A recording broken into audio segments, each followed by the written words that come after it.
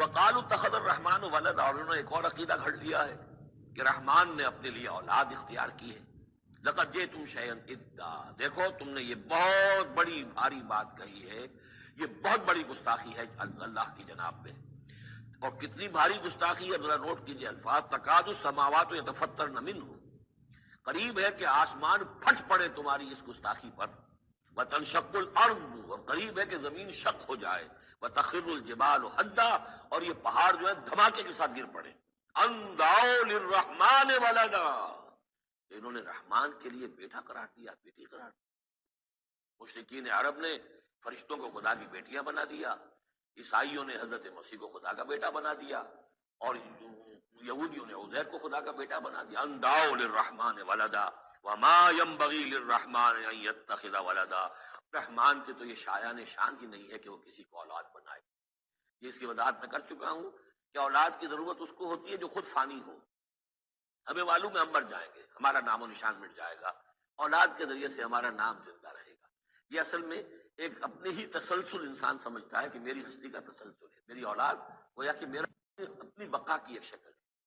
اس لیے کہ یہ انسان کے اندر ہے. مجھے یاد ہے جب ہم پڑھتے تھے کالج میں تو الفا ایک کمپنی ہوتی تھی لاہور میں جو فائل کورز وغیرہ بناتی تھی نوٹ بکس کے، اس میں پیرامڈس کے عنوان سے جو بہترین الفاظ لکھے ہوئے تھے اب بھی مجھے یاد ہیں. Still and resolute, calm and self-possessed, still and resolute. The pyramids echo unto eternity, the defiant cry of man's will to survive and conquer the storms of time. یہ جو ان لوگوں نے فرائضہ نے اتنے بڑے بڑے پیرامڈز بنا دی، کائے کے لیے بنا دی؟ تاکہ ہمارا نام رہے. ہم تو نہیں ہوں گے، نام رہے گا.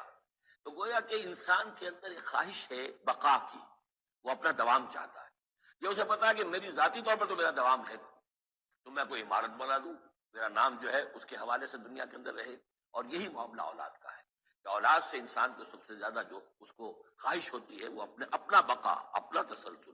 وہ سمجھتا ہے کہ میری اپنی کنٹینیوٹی ہے کہ جو میری اولاد کے ذریعے سے. ظاہر بات ہے کہ اللہ ہمیشہ خود باقی رہنے والا ہے، تو اس کے شایان شان ہی نہیں ہے کہ وہ کسی کو اپنی اولاد بنائے. اسے کوئی ضرورت ہی نہیں ہے. تو تمہارے لیے ہے معاملہ کہ تم فانی ہو، لہذا تمہیں ضرورت ہے کہ کوئی تمہارا نام لیوا باقی رہے.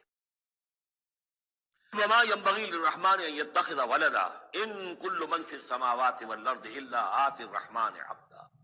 نہیں ہے کوئی بھی آسمانوں اور زمین میں کوئی بھی مگر یہ کہ وہ حاضر ہوگا رحمان کی عدالت میں بندے کی حیثیت سے.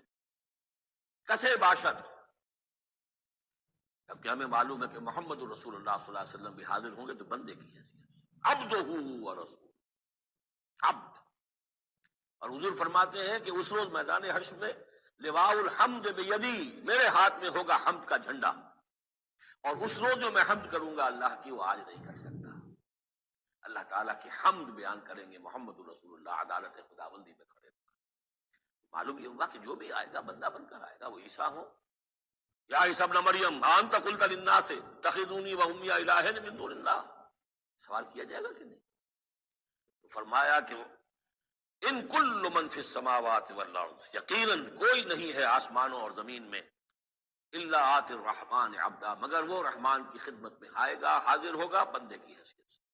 لقد احصاہم، اس نے ان سب کی گنتی کی ہوئی ہے، ان کا پورا احاطہ کیا ہوا ہے، کوئی چھپ نہیں رہے گا، کہیں بچ کر نہیں رہ جائے گا. وعدہم عدا، اور ہم نے پوری پوری گنتی رکھی ہوئی ہے.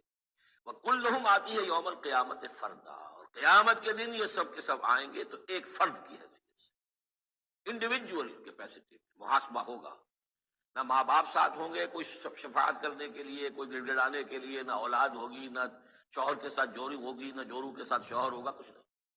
ہر ایک شخص نفسی نفسی، اپنی جان. وَكُلُّهُمْ آتی ہے یوم القیامت فردا. میری جو کتاب ہے سابقہ اور موجودہ مسلمان امتوں کا ماضی آج اور مستقبل، اس میں ایک چیپٹر ہے قرآن کا قانون عذاب، کہ عذاب جو قوموں کے اوپر آتا ہے وہ دنیا میں آتا ہے. آخرت کا عذاب جو ہے وہ افراد کے لیے. محاسبہ اجتماعی جو ہوتا ہے وہ اللہ کا دنیا میں ہوتا ہے، لیکن آخرت کا حساب وہ جو ہے محاسبہ انفرادی.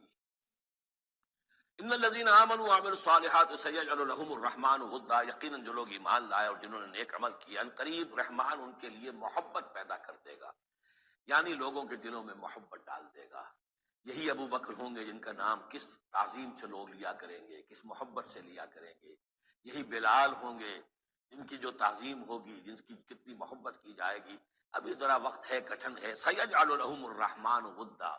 حدیث میں بھی آتا ہے کہ اللہ تعالیٰ جو ہے اپنے کسی بندے سے محبت کرتا ہے تو پہلے فرشتوں کو، جبرائیل سے کہا جاتا ہے کہ میں اپنے اس بندے سے محبت کرتا ہوں، اعلان کر دو. وہ فرشتوں میں اعلان کرتے ہیں، ان کے دل میں اس کی محبت ڈال دی جاتی ہے. پھر وہ عام دنیا میں اور لوگوں کے اندر اس کے دل میں اس کی ایک محبت ڈال دی جاتی ہے. فَإِنَّمَا يَسَّرْنَاهُ بِلِسَانِكَ. یہ آیت بڑی اہم ہے. تو ہم نے اس قرآن کو یسرنا ہو، اس کو قرآن کو آسان کر دیا ہے بلسان کا، آپ کی زبان پر یا آپ کی زبان کے ساتھ، یعنی عربی زبان میں. یہ بہت آسان ہے، بہت ہی ستھری زبان ہے، سادہ زبان ہے، جس کو ہم کہتے ہیں کہ سہل ممتنع. اس کے اندر ثقالت نہیں ہے، بوجھل پن کا نہیں ہے، بہت بھاری برکم الفاظ کہیں کہیں شاذ آئے ہیں، ورنہ عام طور پر قرآن مجید جو بڑی سلیس زبان میں ہے. انما یسرناہ لسانک بلسانک لتبشر بہ المتقین، تاکہ آپ بشارت دیں اس کے ذریعے سے متقیوں کو، وتنذر بہ قوما لدا، اور اس کے ذریعے سے انذار فرمائے. یعنی آپ کی دعوت کا مرکز و محور اور آپ کا آلہ جو ہے، آلہ دعوت، آلہ انقلاب، وہ قرآن مجید. انذار کیجئے قرآن کے ذریعے، تبشیر کیجئے قرآن کے ذریعے، تذکیر کیجئے قرآن کے ذریعے. فذکر بالقرآن من یخاف وعید. تذکیر ہو، واعظ ہو قرآن کے ذریعے. یا ایھا الناس قد جاءتکم موعظۃ من ربکم، اس سے بڑا واعظ اور کوئی نہیں. تزکیہ نفس و قرآن کے ذریعے سے. شفاء لما فی الصدور یہ ہے، سورہ یونس میں بھی آ چکا، سورہ بنی اسرائیل میں بھی آ چکا. وَنُنَزِّلُ مِنَ الْقُرْآنِ مَا هُوَ شِفَاءٌ وَرَحْمَةٌ لِّلْمُؤْمِنِينَ. قرآن مجید ہی در حقیقت دعوت اور تربیت کا اور تعلیم کا گویا کہ اس کا محور ہے، مرکز و محور.